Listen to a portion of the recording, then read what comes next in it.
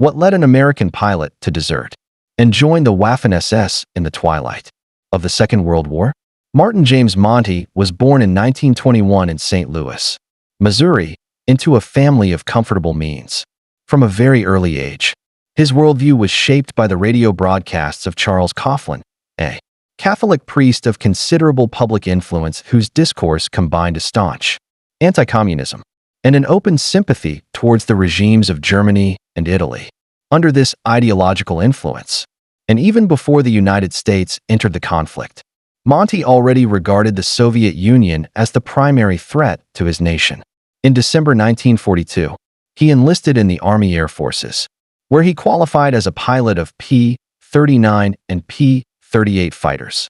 In August 1944, he was posted to the 126th Replacement Depot in Karachi, in the then British Raj, a logistical facility where personnel awaited assignment to active fronts. It was precisely there that Monti made his most crucial decision. In October of that year, he abandoned his post without authorization, traveled to Italy by military transport flights, and, on the 13th, at Pomigliano airfield, he commandeered a Lockheed F-5E Lightning under the pretext of a test flight. Instead of returning, he set course for territory under German control and landed near Milan to surrender, declaring that his desertion stemmed from a genuine conviction.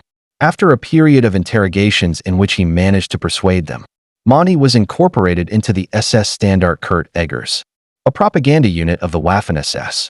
Under the pseudonym Martin Wyethaupt, he participated in the writing of scripts and in radio broadcasts from Berlin, although his impact was limited.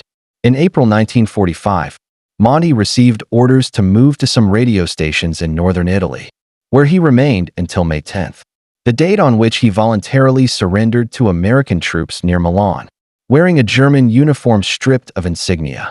In his initial statements, he denied any connection with the SS and claimed to have stolen the aircraft out of boredom, although he was ultimately sentenced to 15 years in prison for desertion and theft. President Harry Truman commuted the sentence in February 1946 on the condition that Monti re-enlist in the military as a private.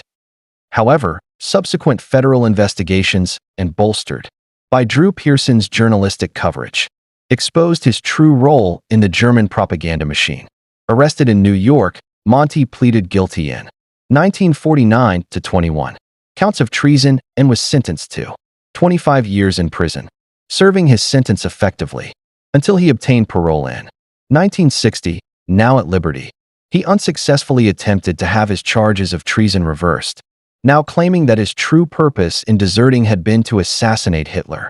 He spent the rest of his life in relative anonymity in Florida, passing away on September 11, 2000, within the vast archives of the Second World War.